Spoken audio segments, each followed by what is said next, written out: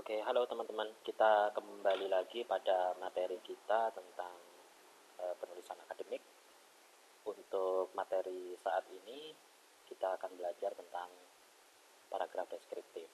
Tapi sebelumnya, saya akan mereview terlebih dahulu materi kita pada pertemuan sebelumnya tentang paragraf naratif. Seperti yang sudah dijelaskan pada materi sebelumnya bahwa paragraf naratif itu mempertaruhkan tatanan waktu atau time order.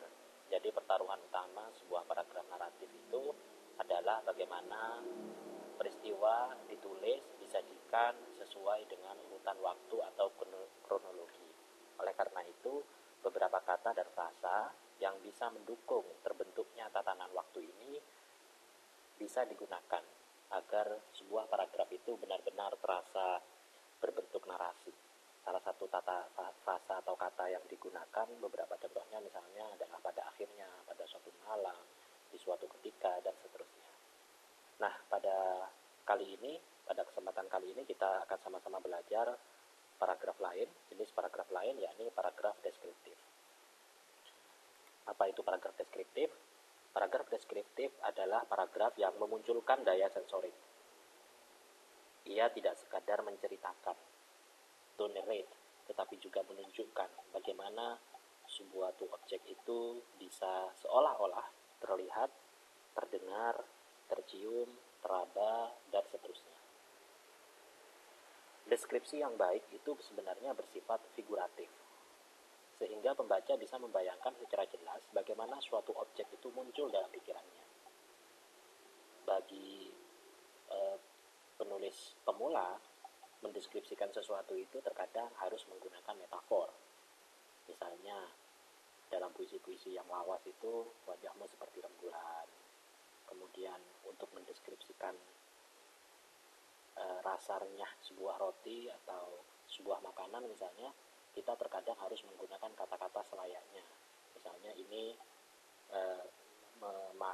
masakan ini tuh selayaknya memakan roti panggang dan seterusnya. Nah, itu sebenarnya adalah upaya untuk mendeskripsikan. Tetapi yang lebih jauh dari itu sebenarnya bukan hanya kita menggunakan metafor, tapi kita berusaha menulis sebuah tulisan yang kira-kira jika seorang membaca tulisan kita itu, kita tidak perlu harus memetaforkan sebuah peristiwa atau sebuah objek, tapi pada saat pembaca membaca tulisan kita, dia sudah benar-benar merasakan apa yang ingin kita deskripsikan.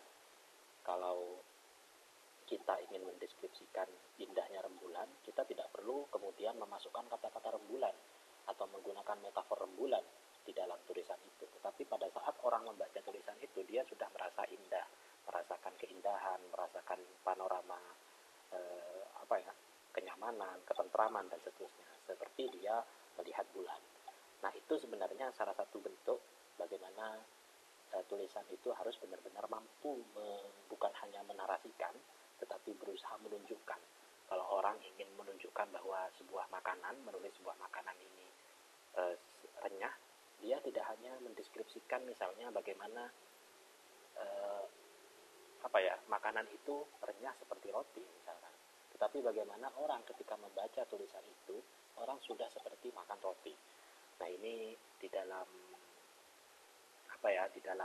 beberapa level kepenulisan memang tantangannya sangat sulit, karena kita tidak hanya sekedar diminta untuk mengkiaskan, memetaforkan, menganalogikan sebuah objek dengan objek yang lain, tetapi juga memastikan bahwa saat orang membaca tulisan kita, dia sudah benar-benar merasakan apa yang ingin kita deskripsikan. Nah, pertaruhan utama dalam paragraf deskriptif itu adalah tatanan spasial atau yang disebut dengan spatial order. Tatanan spasial adalah, kalau boleh kita definisikan, itu adalah sejenis kerangka sesuatu dalam sebuah ruang. Nah,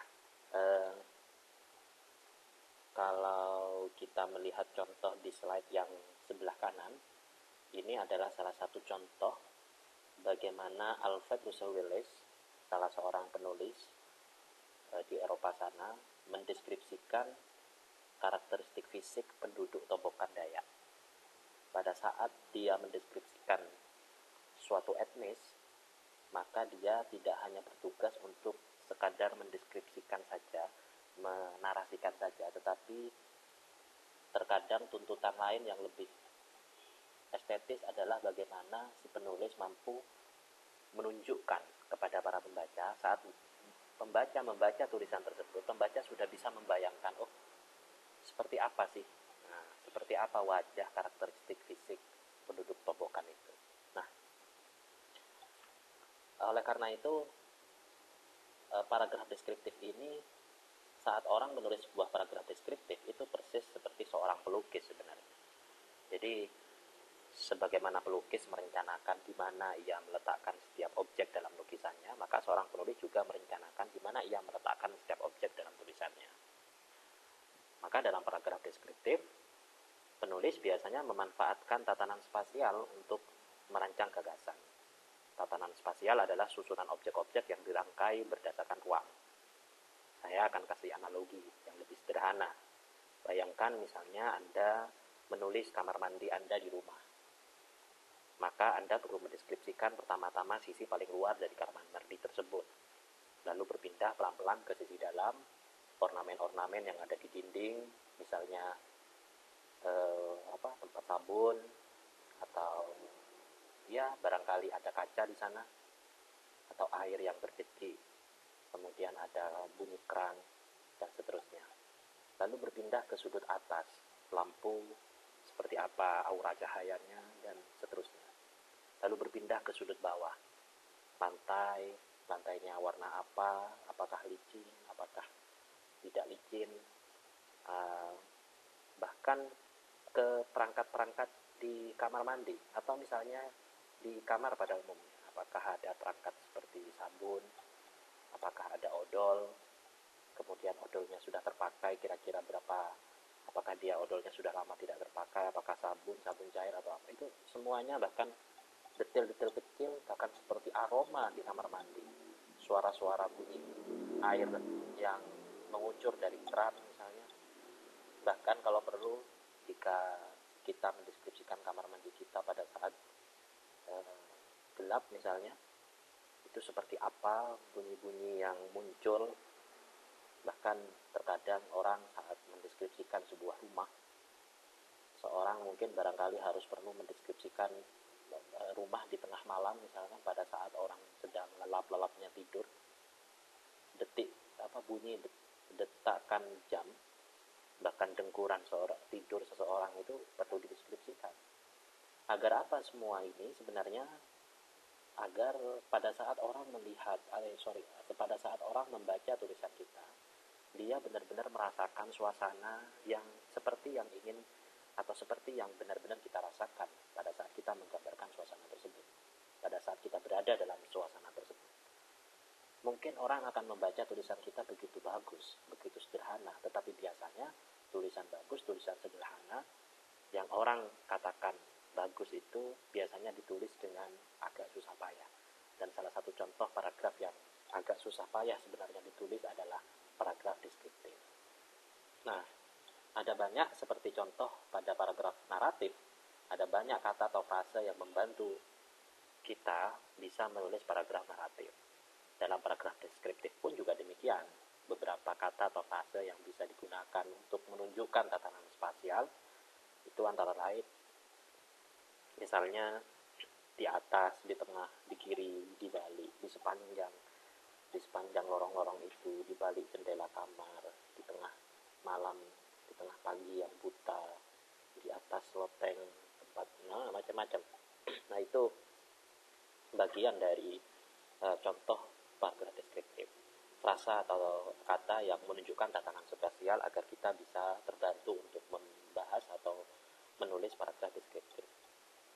Coba kita membaca tulisan Wallace pada saat dia mendeskripsikan penduduk Tobokan Dayak dari sisi fisik. Penduduk Tobokan Dayak memiliki karakteristik fisik yang unik. Anak-anak Tobokan mengenakan kalung, anting, gelang, anting dari kuningan berbentuk pipih, kalung dari manik-manik putih dan hitam. Kita stop sampai di sini dulu. Bagaimana penulis ini mendeskripsikan detail-detail kecil, bahkan hingga dari antingnya itu warna apa, berbahan apa, bentuknya seperti apa. Kemudian manik-maniknya itu berwarna apa? Sederetan gelang kuningan di lengan dan kaki. Gelang lengan ada yang terbuat dari kulit kerang. Perhiasan-perhiasan ini dikenakan untuk mengurangi kekontrasan warna kulit mereka yang coklat kemerahan dengan rambut yang hitam legam. Ia mendeskripsikan ornamen-ornamen atau pernak-pernik yang dipakai oleh penduduk Tobokan itu dengan warna kulit penduduk Tobokan.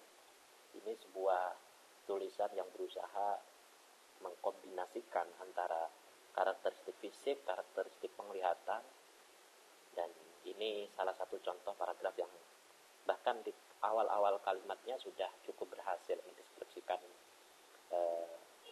fenomena atau objek tertentu. Mereka juga berikat kepala warna cerah dan ikat pinggang, tetapi pakaian sangat sederhana berupa cawat 3 lembar, pita lebar berwarna merah, biru, dan putih. Golongan menengah memakai ikat kepala merah, berenda emas di tepinya, atau ikat kepala berwarna seperti cawat. Mereka juga membawa kantong kecil berisi bahan untuk menyirih dan sebuah pisau yang digantung di pinggang. Karakteristik inilah yang bisa membedakan mereka dari penduduk etnis lain. Bahkan kalau kita kemudian membaca tulisan ini dan seandainya kita adalah seorang pelukis, barangkali informasi yang ada di sini pun mampu membantu seorang pelukis itu melukis seperti apa penduduk Tobokan Dayak, karena detail-detail kecilnya itu sudah benar-benar dideskripsikan secara nyata. Ini menunjukkan bahwa apa yang kita bayangkan, yang kita lihat itu berusaha dinarasikan sedetail mungkin. Salah satu pertaruhan utama membuat sebuah paragraf deskriptif, saya pikir bukan hanya soal kata atau frasa, tapi juga soal kesabaran merinci detail-detail kecil. Kita tidak keburu-buru meloncat ke hal lain sebelum kemudian detail-detail kecil itu yang kita rasakan melalui sensorik, melalui panca indera sensorik, 5 panca indera, penciuman, perabaan, penglihatan, dan seterusnya itu sudah kita selesaikan. Kalau itu sudah terselesaikan, boleh kita kemudian meloncat atau berbicara hal-hal lain. Nah, di dalam paragraf deskriptif pun itu sebenarnya juga ada kalimat topik dan kalimat penjelas. Kalimat topik dalam paragraf deskriptif idealnya, meskipun tidak selalu, itu berisi topik dan controlling idea. Titik tekannya adalah pada ini, teman-teman. Memberi kesan, impresi atas keseluruhan objek yang dibahas dalam paragraf. Kesan itu bisa berupa perasaan psikologis atau citra fisik, raba, cium, dengar, lihat, dan rasa. Sekali lagi, yang ingin saya tegaskan pada saat membuat sebuah paragraf deskriptif adalah pastikan pada saat membuat kalimat-kalimat yang menjadi unsur pembentuk paragraf, pastikan kalimat-kalimat itu benar-benar memberikan sejenis psychological shock, ya, psychological terapi, semacam terapi psikologis kepada pembaca, bahwa pembaca itu diajak untuk mampu mengimajinasikan seperti apa objek yang ingin kita deskripsikan. Semakin pembaca mampu membayangkan, mampu menangkap sebuah kesan objek yang kita deskripsikan senyata atau sedekat dengan objek yang benar-benar senyata atau sedekat dengan objek yang benar-benar kita deskripsikan itu, maka sejauh itu pula sebenarnya paragraf deskriptif kita relatif agak berhasil. Nah, tapi kalau kemudian pembaca masih bingung dengan apa yang kita deskripsikan, berarti kemungkinan ada yang bermasalah dengan paragraf yang kita susun. Jadi memang terlihat sederhana, tetapi sebenarnya dalam prosesnya memang relatif mudah, karena penulis dituntut benar-benar bersabar untuk mendeskripsikan secara detail hal-hal kecil yang dia rasakan, dia lihat, dia raba, dan dia alami saat mendeskripsikan sebuah objek. Nah, kalau kita lihat contoh-contoh pada kalimat yang biasanya muncul dalam paragraf deskriptif ini, ada kalimat ini: kamarku adalah tempat pengasingan terbaik dari dunia luar. Kampus-kampus di kotaku mirip kota kecil. Ka'bah kini seperti Las Vegas.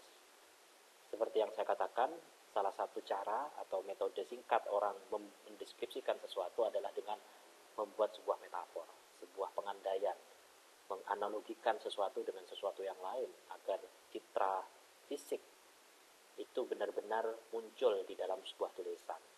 Nah, salah satu yang dilakukan adalah menganalogikan. Misalnya kita ingin mendeskripsikan kamar kita sendiri. Kamarku adalah tempat pengasingan terbaik dari dunia luar. Lihat bagaimana si penulis misalnya memilih diksi tempat pengasingan dan dunia luar untuk mendeskripsikan bahwa kamarnya ini sebenarnya di satu sisi dia adalah tempat pengasingan. Yang namanya tempat pengasingan itu kan berarti dia itu sepi, jauh, tetap dari dunia luar yang mungkin barangkali hiruk pikuk, ramai, bising, crowded dan seterusnya. Dan bagi si penulis, kamarnya itu meskipun jadi tempat pengasingan, dia adalah jadi tempat pengasingan terbaik bagi dirinya. Jadi untuk mendapat kesunyian, kesenyapan, ketentraman, keheningan, dia ingin mendeskripsikan kamarnya itu sebagai sejenis tempat pengasingan. Tetapi tempat pengasingan yang terbaik dari dunia luar. Ini adalah semacam pasemon ya, semacam analogi bahwa dia ingin melihat dunia luar itu sebagai sesuatu yang barangkali ramai dan penuh sesak. Oleh karena itu dia ingin mendeskripsikan bahwa kamar saya ini sebenarnya adalah surga saya, tempat pengasingan saya, tetapi tempat pengasingan yang terbaik menurut versi saya. Lalu mulailah kemudian di kalimat-kalimat penjelasnya nanti adalah mendeskripsikan bagaimana kamar ini bisa dianggap sebagai tempat pengasingan karena senyap, sunyi, kemudian segala sesuatunya ada sebenarnya di dalam kamar. Apa yang dia dambakan dia peroleh ketentraman, imajinasi dan seterusnya dari dunia luar yang penuh dengan tuntutan-tuntutan. Di kamar itu misalnya dia memperoleh ketenangan tanpa tuntutan, tanpa kendali orang luar, tanpa hal-hal yang sifatnya sibuk, crowded dan seterusnya. Itu kalimat-kalimat penjelas yang bisa mengisi dan bisa menjelaskan seperti apa kamar yang dia anggap sebagai tempat pengasingan itu. Lalu kalimat selanjutnya adalah kampus-kampus di kotaku mirip kota kecil. Lihat bagaimana dia ingin mendeskripsikan kampus-kampus di kotanya itu seperti kota kecil. Nah, yang namanya sebuah kota itu kan biasanya dipenuhi dengan bangunan-bangunan yang megah, kemudian dengan berbagai macam kesibukan orang yang luar biasa lalu lalang, dengan mobil dan kendaraan yang juga benar-benar crowded.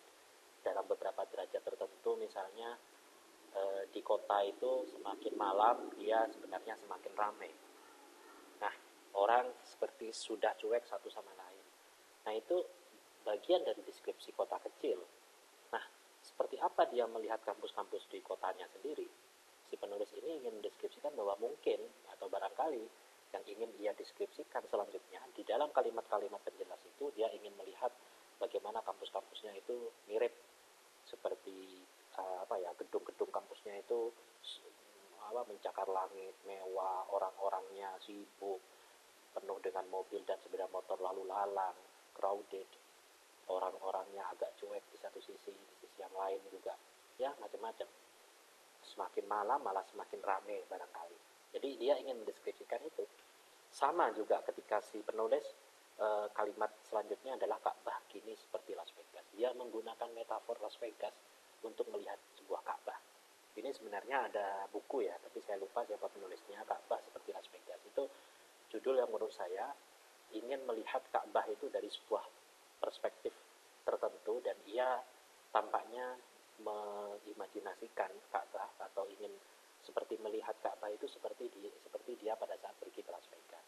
Las Vegas itu kan penuh dengan berbagai macam bangunan-bangunan besar, lampu-lampu berkilatan dan seterusnya, lampu-lampu bercahaya terang dan seterusnya. Ya mewah seperti kota-kota metropolitan. Di sana sibuk, orang-orang sibuk bekerja dan seterusnya. Ka'bah dia yang mungkin dibayangkan oleh orang banyak sebagai tempat suci misalnya. Bagi si penulisnya dia ingin mendeskripsikan Ka'bah itu seperti Las Vegas. Ternyata di sekeliling Ka'bah ada banyak bangunan-bangunan seperti kota metropolitan, ada pasar, orang-orang sudah menggunakan pakaian-pakaian yang modis, modern dan seterusnya. Untuk bisa sampai pada sebuah imajinasi, deskripsi tentang itu, maka hal pertama yang harus dipahami adalah, yang harus dipertaruhkan adalah si penulisnya harus membuat kalimat topik yang kira-kira mampu memberi kesan, impresi atas keseluruhan objek yang dibahas dalam paragraf. Jadi harus benar-benar sejak awal sudah mencitrakan fisik dari apa objek yang dibahas. itu nanti akan terbantu pada saat kita berhasil membuat sebuah kalimat topik dengan citraan fisik yang memadai. Biasanya kalimat-kalimat penjelasnya juga akan terbantu dan ikut dengan kalimat topik yang sudah kita susun sejak awal. Nah, selanjutnya adalah kalimat penjelas.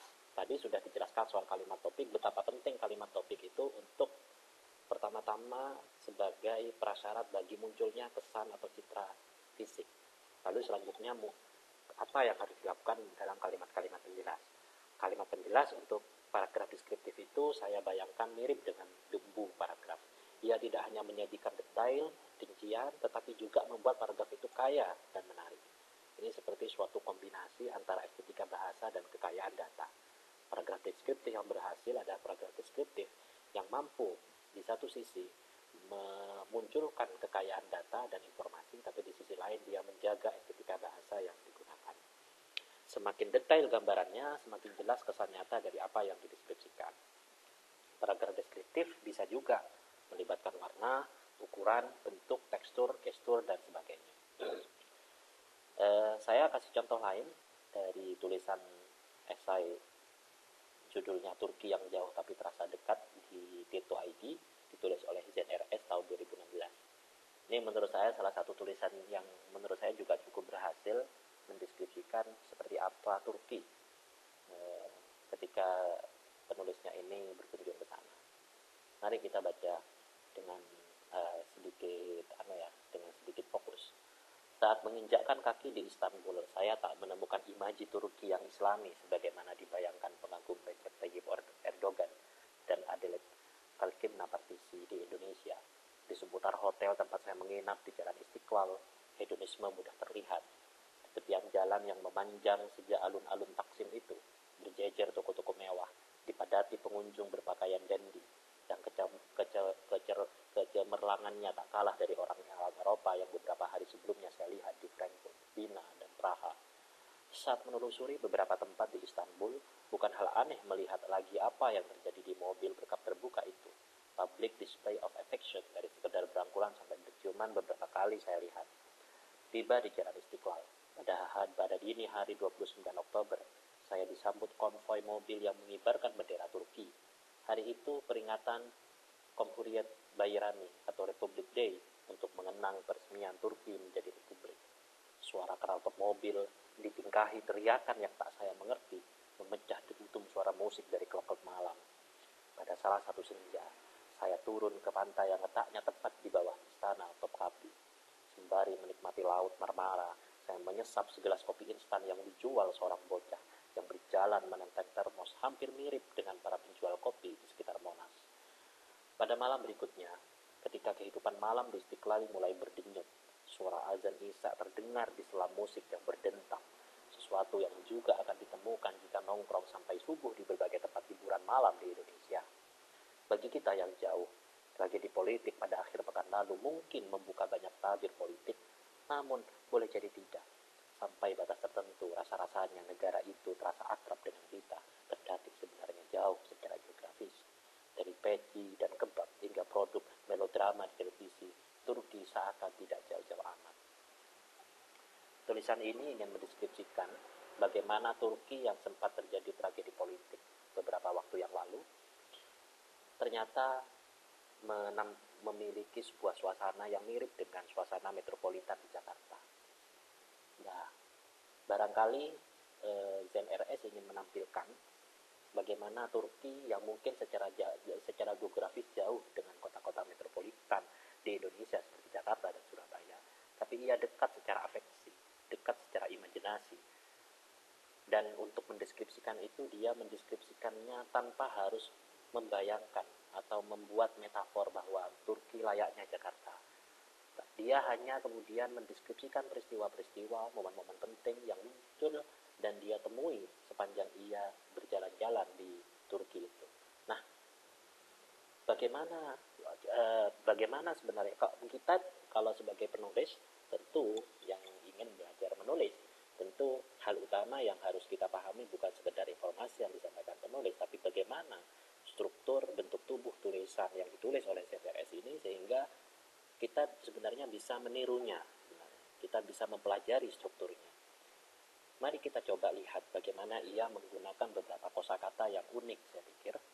Misalnya, dia menggunakan kosakata seperti alun-alun Taksim, kemudian Dendi, kemudian ada lagi tiba di Jalan Istiqlal, konvoi mobil, Kumheriat Bayrami, knalpot mobil, teriakan dentum suara musik, klub malam, Istana Tokapi, Laut Marmara, Monas, musik yang berdentum, kemudian hiburan malam, ya melodrama dan seterusnya, peci dan kebab.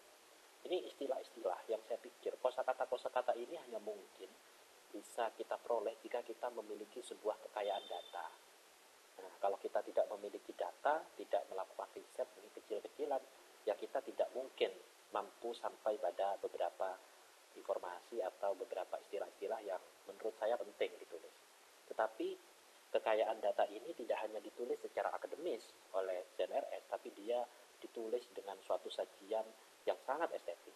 Nah, inilah mengapa paragraf deskriptif dalam beberapa hal memang levelnya sedikit agak rumit bagi orang yang baru pertama menulis, karena dia menggabungkan antara kekayaan data dan estetika. Kalau kita hanya pintar menulis puisi, belum menjamin kita mampu menulis deskripsi yang baik, paragraf deskriptif, karena belum tentu kita memiliki kosakata yang khas dari objek yang ingin kita deskripsikan.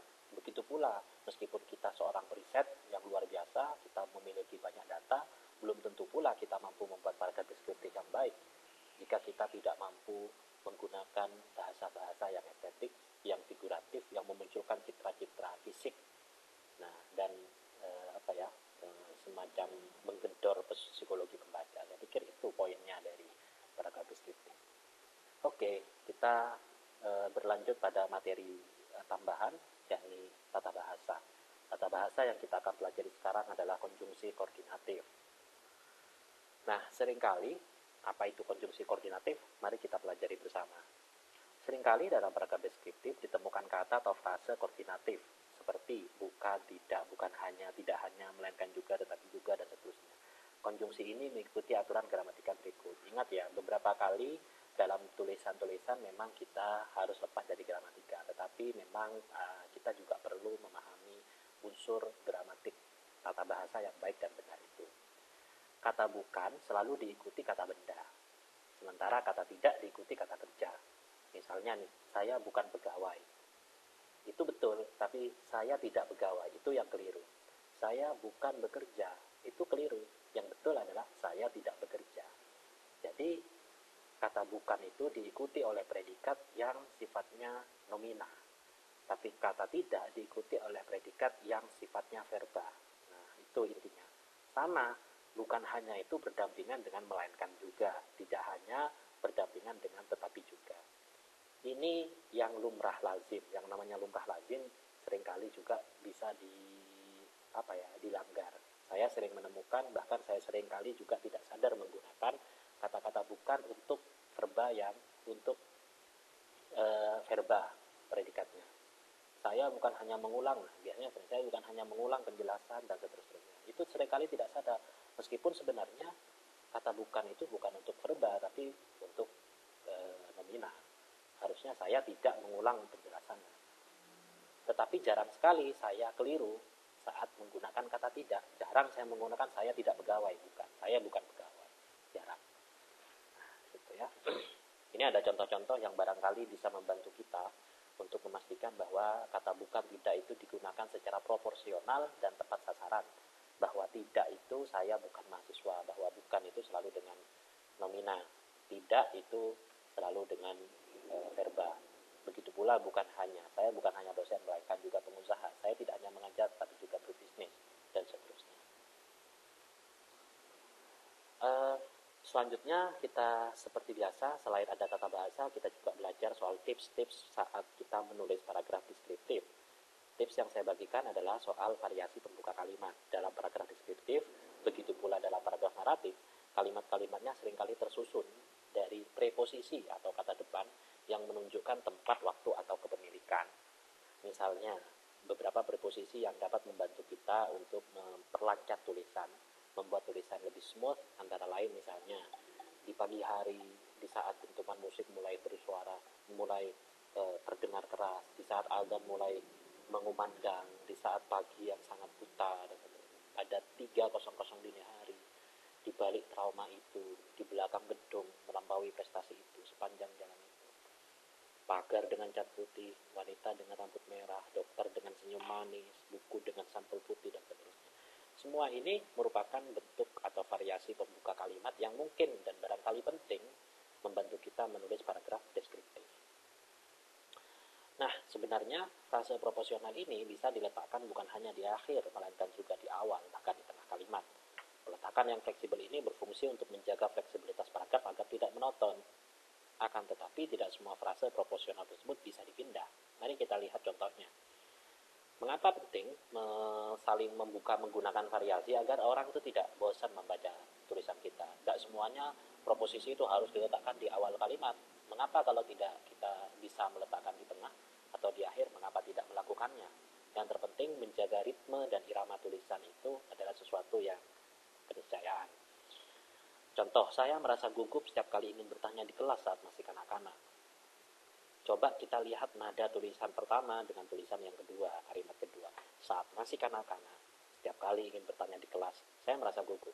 Ini tentu dua kalimat yang sama, tetapi saat kita menggunakan variasi pembuka kalimat, barangkali ritme, irama, atau melodi yang kita dengar di dalam tulisan ini akan sedikit berbeda. Dan tentu saja ritme yang berbeda akan menentukan citra fisik yang juga berbeda. Itu poinnya. Gempa berkekuatan besar terjadi di Yogyakarta di penghujung Desember 2006 pada musim hujan. Ini kalau menggunakan gaya-gaya formal ya seperti itu, lurus-lurus saja.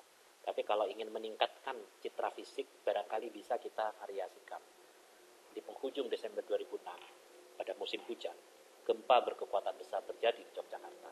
Bahkan kita bisa mengganti kata Yogyakarta dengan kata-kata lain. Gempa berkekuatan besar terjadi di kota dengan bla bla bla. Nah, ini salah satu variasi-variasi yang bisa kita gunakan agar apa? Agar tulisan kita itu memunculkan citra fisik yang lebih baik. Akan tetapi, seperti yang saya katakan, tidak semua frase preposisional tersebut bisa dipindah. Pagar dengan cat putih itu dilompati segerombolan perampok. Meskipun ini bisa divariasikan, tetapi pada kalimat ini tidak bisa. Dengan cat putih itu, pagar dilompati segerombolan perampok. Ini kan aneh. Maksudnya membuat variasi agar citra fisik terbaik, tetapi malah ini tidak logis. Ya, ada banyak ya. Dia akhirnya menikahi wanita dengan rambut merah itu. Dengan rambut merah itu dia menikahi wanita. Nah, itu repot. Bisa jadi ini mungkin muncul dengan rambut merah itu dia tidak bisa. Wanita dengan rambut merah itu dinikahi olehnya. Itu bisa dan logis. Tetapi kalau dia akhirnya menikah, meskipun dengan rambut merah itu dianggap sebagai keterangan pelengkap, tetapi jikapun dia dipindah ke depan, meskipun tepat secara gramatika, tetapi sebagai suatu gagasan dia itu tidak logis dan tidak masuk akal, sehingga gagal membentuk sebagai sebuah kalimat. Oke, begitu saja dari saya. Terima kasih.